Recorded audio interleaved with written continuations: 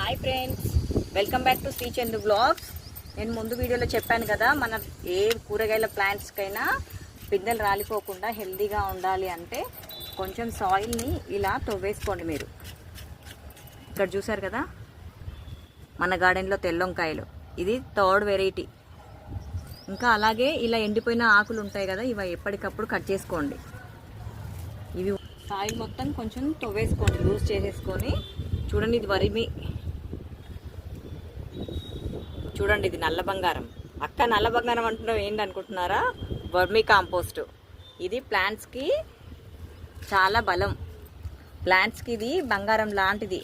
ఎందుకంటే కాయలు ఎండాకాలంలో తొందరగా పిందెలై రాలిపోతాయి. మనం 2 times ఇచ్చినా కానీ పిందెలు రాలిపోతాయి వేడికి. ఇది ఇస్తే కాయ బలంగా పెరుగుతుంది. ఏ వెజిటేబుల్ ప్లాంట్ అయినా సరే. ఫ్లవర్స్ కూడా హెల్దీగా పెరుగుతాయి వర్మీ కాంపోస్ట్ ఇస్తే. మీకు ఇది ఆర్గానిక్ షాప్స్ ఉంటాయి కదా, అక్కడ కూడా దొరికిపోతాయి. మనం ఇంట్లో కూడా తయారు చేసుకోవచ్చు.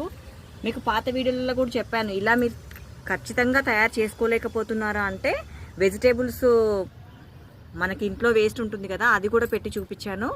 ఒకసారి బ్యాక్ వెళ్ళి వీడియోస్ చూడండి. మనము గార్డెన్లో ఎప్పటికప్పుడు చూసుకుంటూ ఉంటూ వాటికి మంచి ఫర్టిలైజర్స్ ఇస్తూ ఉండాలి. అన్ని కెమికల్స్ ఇస్తే మనం గార్డెన్లో పండించుకొని కూడా వేస్ట్. ఓన్లీ వర్మీ కాంపోస్ట్ ఒక్కటే కాదు, మీరు ఇంట్లో కడిగిన బియ్యం కడిగిన వాటరు, పప్పు కడిగిన వాటరు డే బై డే ఇస్తూ ఉండండి. హెల్దీగా స్ట్రాంగ్గా పెరుగుతాయి మన వెజిటేబుల్స్.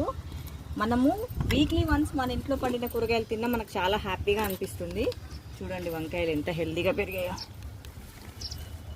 కనిపిస్తున్నాయా మీకు ఇక్కడ?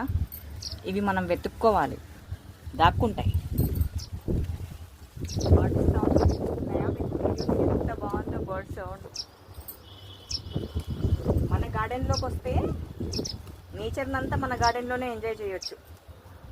ఈ గార్డెన్లో పక్షుల సౌండ్ వింటూ ఆనందాన్ని పొందుతూ మరిన్ని గార్డెన్ వీడియోస్ కోసం సబ్స్క్రైబ్ చేసుకోండి, లైక్ చేయండి, షేర్ చేయండి, కామెంట్ చేయండి.